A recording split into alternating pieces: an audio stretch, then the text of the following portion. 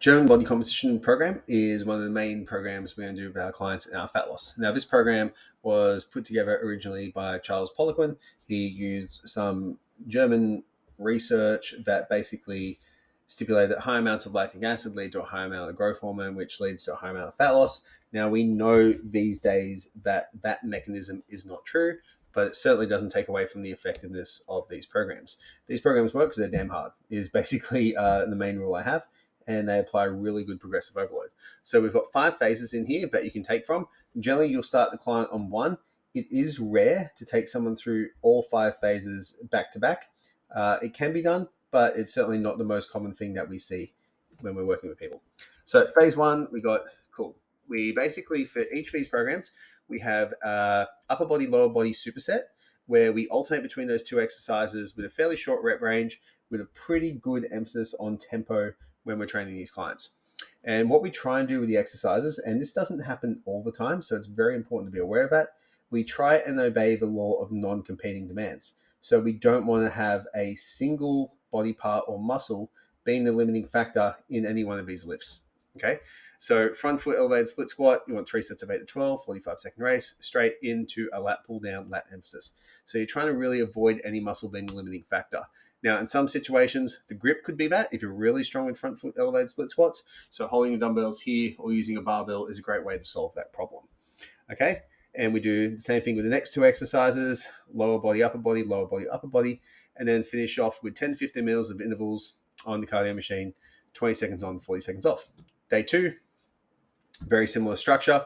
For again, it's all full body. One day is quad dominant, one day is back dominant, one day is chest dominant, one day is push dominant. Very easy way to do this. So you can substitute exercises in any way and then repeat day 1 and day 2 for days 3 and 4. So they get more stimulus for the exercise. So you'd probably go through this, if they're doing it twice a week, anywhere for 3 to 4 weeks would be appropriate for this program. Okay. Now, German Body Composition 2 is where we do a similar thing, but we start expanding the rep ranges out more, and we also use one more superset. So here you've got back squat to lat pull down, front foot elevated split squat to bench press, crunch and curl, calf raise, and triceps. So it becomes a full body workout.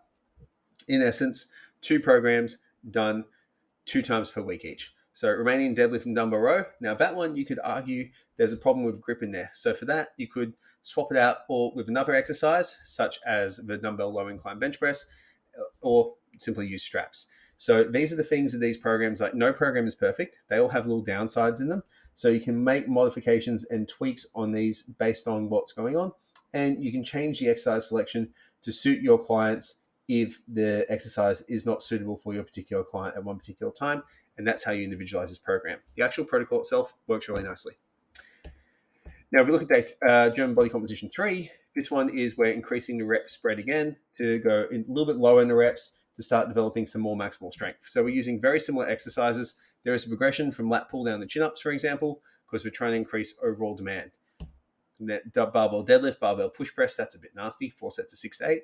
So we're really starting to push someone's work capacity. This is one of the reasons why this program is so effective.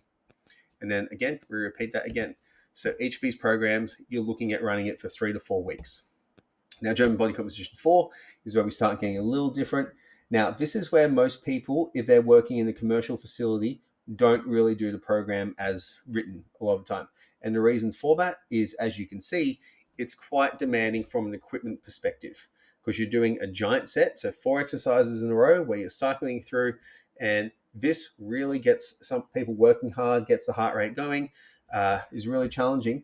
The cool thing about it is we can get better performance outcomes in the actual lifts because the amount of time taken between doing one exposure of lift to the next exposure of lift.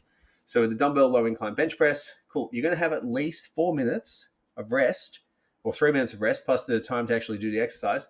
You'll have anywhere between 3 and 6 minutes between exposure to that dumbbell low incline bench press, which is going to allow you to lift more weight in that exercise. Okay, but again, full body workout done 2 times per week, very, very challenging. And a lot of people don't get to this stage simply because of the demands of the gym and the ability to fit it into the structure of a commercial gym. Now, if they train off-peak hours, totally fine. This is where we're looking at logistics being a programming demand. Then finally, German Body Composition 5 is a very, very similar thing, except we have 4 days up. It's exactly the same. Cool. So again, giant set, higher reps, really, really nasty, shorter rest periods, and then into some isolation exercises to finish off. This is a bit more of a nasty program than the other one. And again, you can cycle through these programs as well, doing the exact same time frame.